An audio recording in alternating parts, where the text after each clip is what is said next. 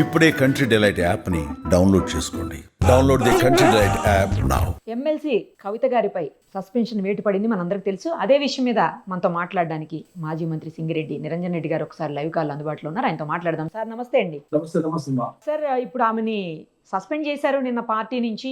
ఈ రోజు అందుతున్న సమాచారం ఏంటంటే ఆమె ఎమ్మెల్సీ పదవికి కూడా రిజైన్ చేయబోతున్నారు, పార్టీకి కూడా రిజైన్ చేస్తారని అంటున్నారు. నిజమేనా సార్?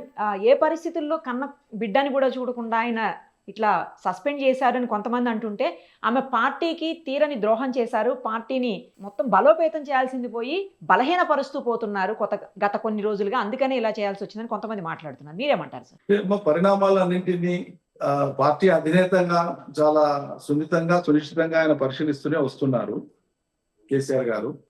తండ్రి స్థానము, అదేవిధంగా పార్టీ అధినేత స్థానం. ఆయన తండ్రి కవిత గారికి జన్మతా తండ్రి, రక్త సంబంధంతో తండ్రి. కానీ కేసీఆర్ ను ఇష్టపడేటువంటి తెలంగాణ సమాజానికి కేసీఆర్ తండ్రి, నిజం చెప్పాలంటే. ఎందుకంటే అసంఖ్యాకమైనటువంటి రక్త సంబంధం లేకపోయినా ప్రాంతీయ అభిమానంతో ఆయన పట్ల, నాయకుడిగా ఆయన పట్ల ఉండేటువంటి అభిమానంతో ఉండేటువంటి వాళ్ళు లక్షల సంఖ్యలో తెలంగాణలో ఉన్నారు. ఈవెన్ పార్టీలకు అతీతంగా కూడా చాలా మంది ఆయన గౌరవించి అభిమానించేటువంటి వాళ్ళు ఉన్నారు, కొత్త తరంలో కూడా, చిన్న వయసు వాళ్ళు కూడా. కాబట్టి ఆయన ఒక నిర్ణయం తీసుకునేటప్పుడు కవిత గారి విషయమే కాదు, ఎవరి పట్ల ఎప్పుడు నిర్ణయం తీసుకున్నా కూడా ఆచితూచే తీసుకుంటారు తప్ప ఎప్పుడు తొందరపడరు. ఒకటి. రెండు, గతంలో పలుమార్లు ఆయనే చెప్పినారు, పార్టీ క్రమశిక్షణకు సంబంధించినటువంటి అంశంలో ఎవరైనా ఎంతటి వారైనా ఉపేక్షించేది లేదు, అందరికీ ఒకటే వర్తిస్తుంది అనేటువంటి మాట కరాఖండిగా ఆయనే చెప్పినారు.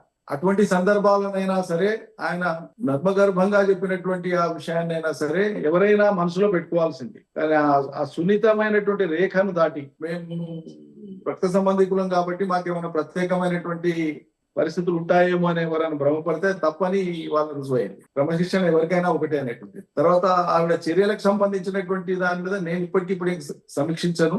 అన్ని విషయాల మీద ఆలోచన చేసే ముఖ్యమంత్రి గారు, మాజీ ముఖ్యమంత్రి గారు, పార్టీ అధినేత కేసీఆర్ గారు ఆ నిర్ణయం తీసుకున్నారు. ఆ నిర్ణయాన్ని పార్టీ ప్రకటించింది. సరే, ఎమ్మెల్సీ పదవిని ఆమె అట్టిపెట్టుకుంటారా, రాజీనామా చేస్తారా, అది ఆమె విజ్ఞత. మేము మా పార్టీ వైపు నుంచి ఈ క్షణం దాకా అయితే ఎవరు, మా నాయకులు కానీ పార్టీ కానీ ఎక్కడ కూడా అధికారికంగా డిమాండ్ ఏం చేయలేదు. సస్పెండ్ చేసినాం కాబట్టి మీరు ఆ పదవిని వదలండి అని ఎవరు మా వాళ్ళు ఇప్పటిదాకా డిమాండ్ చేసింది కూడా లేదు. కొనసాగుతారా లేదని ఆమె నిర్ణయించుకోవాలి. అంటే సార్, ఇప్పుడు కాళేశ్వరం మీద ఆవిడ నోరు జారడం వల్లే ఇదంతా జరిగిందంటారా, లేకపోతే గత కొద్ది రోజులుగా అసలు పార్టీకి దూరంగా వస్తూ ఉండటం వల్ల చివరికి లాస్ట్ కి ఇలాంటి పరిణామం చోటు చేస్తుంది అనుకోవచ్చా? కాళేశ్వరం మీద మాట్లాడడం అనేటువంటిది చివరి అంకం మాత్రమే, అంతకంటే ముందు జరుగుతూ వచ్చినటువంటి పరిణామాలు. సస్పెన్షన్ లేఖలో కూడా మీరు గమనిస్తే కొంతకాలంగా పార్టీ వ్యతిరేక కార్యక్రమాలకు, పార్టీ క్రమశిక్షణకు వ్యతిరేకంగా ప్రవర్తిస్తున్న కారణంగా అనేటువంటి పదం చాలా స్పష్టంగా కనిపిస్తుంది మీకు ఆ వాక్యాలు. అందువల్ల కాళేశ్వరం మీద మాట్లాడినటువంటి మాట మాత్రమే ప్రామాణికంగా తీసుకొని చర్యలకు ఉపక్రమించలేదు పార్టీ. అది ఒకనొక అంశం, అది కూడా అయి ఉంటుంది అంతే. దాని మీద ఆమె మాట్లాడినటువంటి మాట కూడా ఆమె అవగాహనకు సంబంధించిన మేరకే మాట్లాడింది తప్పిస్తే అది ప్రామాణికం కాదు. బీఆర్ఎస్ పార్టీకి ప్రామాణికం కాదు, తెలంగాణ ప్రజలకు అది ప్రామాణికం కాదు. ఆ మాట అది ఆమె లిమిటెడ్ పర్సెప్షన్, లిమిటెడ్ అండర్స్టాండింగ్ తో మాట్లాడినటువంటి మాట మాత్రమే. గవర్నెన్స్ లో ఆమె భాగస్వామి కాదు, కేబినెట్ లో భాగస్వామి కాదు, జరిగిన చర్చలలో భాగస్వామి కాదు, తీసుకున్న నిర్ణయాలలో భాగస్వామి కాదు, అమలు జరిగినటువంటి కార్యక్షేత్రంలో ఆమె భాగస్వామి కాదు. అటువంటిప్పుడు ఆమె పేర్ స్టేట్మెంట్ అట్లా ఇవ్వడం అనేటువంటిది ఆమె లిమిటెడ్ అండర్స్టాండింగ్ తో ఇచ్చినటువంటిదిగా మేము భావిస్తున్నాం. ఆవిడ కొత్త పార్టీ పెడితే మరి అది ఏ మేరకు బీఆర్ఎస్ కు నష్టం కలిగించే అవకాశం ఉందనుకుంటున్నారు? మరి ఎన్ని పార్టీలు వచ్చినా, ఎన్ని సంస్థలు వచ్చినా కేసీఆర్ కేంద్ర బిందువుగా ఉండేటువంటి, తెలంగాణ అభిలాషలకు ప్రతిరూపంగా ఉండేటువంటి పార్టీ ఒకటిగానే ప్రజలు చూస్తారు, ఏకైక పార్టీగానే ప్రజలు చూస్తారు. మిగతా అన్ని వస్తుంటాయి, పోతుంటాయి. కేసీఆర్ ఈ పార్టీని ప్రారంభించిన తొలినాళ్ళ నుంచి, ఉద్యమ సంస్థను ప్రారంభించిన తొలినాళ్ళ నుంచి దాదాపు డజన్కు పైగా సంస్థలు వచ్చినాయి, పోయినాయి. నరేంద్ర గారు కావచ్చు, విజయశాంతి గారు కావచ్చు, ఇంకా చాలా మంది, చాలా సంస్థలు వచ్చినాయి, పోయినాయి. దేవేంద్ర గౌడ్ గారు కావచ్చు, చాలా మంది, చాలా నాయకులు పార్టీలు పెట్టినారు, నిలదొక్కోలేకపోయినారు. ఆ పార్టీలను నిలదొక్కునేటట్లు కార్యక్షేత్రంలో వాళ్ళు ప్రజాభిమానం సంపాదించుకోలేకపోయారు. ఎవరైనా పార్టీలు పెట్టవచ్చు, నాయకత్వం వహించవచ్చు, పురోగమించవచ్చు, వాళ్ళకున్న ప్రజాస్వామ్య స్వేచ్ఛని ఎవరు కాదని లేరు. కానీ కేసీఆర్ కు సబ్స్టిట్యూట్ గా, కేసీఆర్ కు ప్రత్యామ్నాయంగా, కేసీఆర్ బదులు తామే అనేటువంటి భావన కలిగించేటువంటి రీతిలో తెలంగాణ రాజకీయాలలో ఇంకెవరు కూడా చేయలేరు. అప్పుడు రెండు ప్రధాన స్రవంతి రాజకీయ పార్టీలు, రెండు జాతీయ పార్టీలుగా ఉండేటువంటి బీజేపీ, అదేవిధంగా కాంగ్రెస్, ఒక ప్రాంతీయ అభిలాషతో పుట్టినటువంటి తెలంగాణకే పరిమితమైనటువంటి రాజకీయ పార్టీతో తలపడలేక తలపులు కలుగుతున్నాయి. ఒకరు కేంద్రంలో ఒకరు రాష్ట్రంలో అధికారంలో ఉండవచ్చు కాక, కానీ కేసీఆర్ ప్రస్తావన లేని వాళ్ళ రాజకీయ ప్రకటనలు లేవు, వాళ్ళ రాజకీయ ఉపన్యాసాలు లేవు. రెండు ప్రభుత్వాలను, దేశ ప్రభుత్వాన్ని రాష్ట్ర ప్రభుత్వాన్ని నడిపేటువంటి రెండు రాజకీయ పార్టీలు కేసీఆర్ చుట్టూ చర్చ చేయక తప్పని పరిస్థితి వాళ్ళకు ఉందంటే కేసీఆర్ స్థాయి ఏందో, కేసీఆర్ పరిజ్ఞానం ఏందో, కేసీఆర్ రాజకీయ శక్తి ఏందో రెండు రాజకీయ పార్టీలకు బాగా తెలుసు. కాబట్టి ఈ నేపథ్యంలో మిగతా వాళ్ళు ఎవరైనా ఇక్కడి నుంచి పోయిన వాళ్ళు, రాజీనామా చేసిన వాళ్ళు, సస్పెండ్ అయిన వాళ్ళు ఎవరైనా సరే ఏవైనా సంస్థలు పెట్టుకోవచ్చు, వాళ్ళకి ఆ స్వేచ్ఛ ఉంది.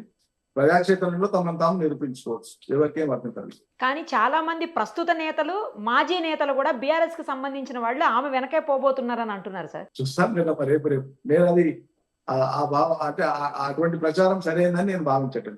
చాలా పార్టీ మంది పేరు ఎవరు కూడా తెలంగాణ రాజ్య సమితి, మళ్ళీ టీఆర్ఎస్, అది కూడా షార్ట్ కట్ లో పెట్టుకున్న మనకి ఏమి ఇబ్బంది లేదమ్మా. ప్రజలలో నిరుపమ గారు సంతకు పోయో బజారుకు పోయో కూరగాయలు కొనేటప్పుడే వంకాయలు కొనాలన్నా కూడా దాంట్లో పుచ్చేది, పండిందేది, లేతగా ఏది ఉంది, ఫ్రెష్ గా ఏది ఉంది చూసి ఏరి ఉంటారమ్మా. కాబట్టి ఒక రాజకీయ పార్టీకి స్థానం ఇచ్చేటప్పుడు, గౌరవం ఇచ్చేటప్పుడు, అవకాశం ఇచ్చేటప్పుడు అన్ని ప్రజలు మనసులో పెట్టుకొని పరిశీలన చేసి, ప్రజలు చెప్పరు నోటితో బయటికి, కానీ వాళ్ళు చూపించేటువంటిది వాళ్ళ యొక్క నిర్ణయం ద్వారా తెలియజేస్తార. సమయం వచ్చినప్పుడు చాలా సూక్ష్మ దృష్టి ఉంటుంది ప్రజలను ఎప్పుడు తక్కువ అంచనా వేయకూడదు. కొంతమంది అక్షరాస్యులుగా తక్కువ మంది ఉండొచ్చు, పట్టాలు తక్కువ మందికి ఉండొచ్చు, పరిశోధకులు తక్కువ మంది ఉండొచ్చు జనసామాన్యం, కానీ జనసామాన్యం యొక్క దృష్టి ఎప్పుడు కూడా చాలా సూక్ష్మమైంది, చాలా పదునైనటువంటిది. అది నేను బలంగా నమ్ముతాను.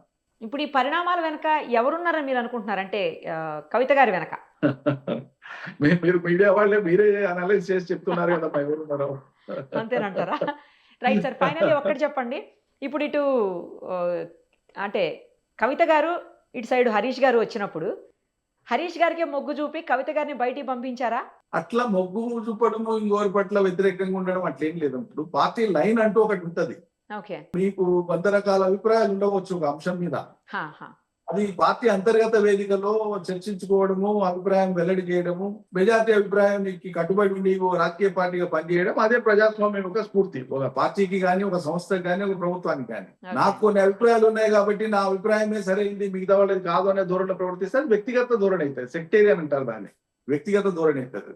కాబట్టి హరీష్ రావు గారు వారి వైపు మొగ్గు చూపారా, లేకుంటే ఈ వైపు అటువంటి పరిస్థితే లేదు. అక్కడ వ్యక్తుల అంశం కానే కాదు. అది పార్టీకి సంబంధించి ఒక విధానం ఉంటది. ఒక ఘటన జరిగినా, ఒక అంశం వచ్చినా తెర మీదకి ప్రజలకు సంబంధించినటువంటిది, అది రిజర్వేషన్లు కావచ్చు, మరొకటి కావచ్చు, వనకచర్ల కావచ్చు, కాళేశ్వరం కావచ్చు, ప్రజల ఇష్యూ ఇంకేదైనా కావచ్చు, దేశకాల పరిస్థితులను బట్టి జరిగే ఘటనలు అనేకం ఉంటాయి, అవి కావచ్చు. వాటి పట్ల ఏ వైఖరి తీసుకోవాలనేటువంటిది పార్టీ చర్చ చేసి ఒక వైఖరి తీసుకొని ప్రకటిస్తారు. అట్లా కాకుండా ఎవరికి వాళ్ళు తోచినట్టు ఇదే నా వైఖరి, నేను చెప్పిందే కరెక్ట్, నా ఆలోచన పరంగా పోతేనే పార్టీ కరెక్ట్ పోయినట్లు, లేకుంటే తప్పు, నా ఆలోచనను పాటించకపోతే కేసీఆర్ కూడా తప్పు చేసినట్లే అని భావించడం అనేది, ఇది వ్యక్తులు ఎవరికి వాళ్ళు అతిగా తమ శక్తిలో, తమ విజ్ఞతను ఎక్కువ ఉందనుకొని ఆపాదించుకొని ఎదుటోళ్ళని విస్మరించి పరిస్థితులు తక్కువ అంచనా వేసి చూసేదానికి ఇది ఒక తార్కాణం. Right sir, thank you sir, మీ ఒపీనియన్ తెలియజేసినందుకు thank you so much. Suman టీవీలో మీ పర్సనల్ అండ్ బిజినెస్ ప్రమోషన్స్ కోసం కింది నెంబర్కి కాంటాక్ట్ చేయండి.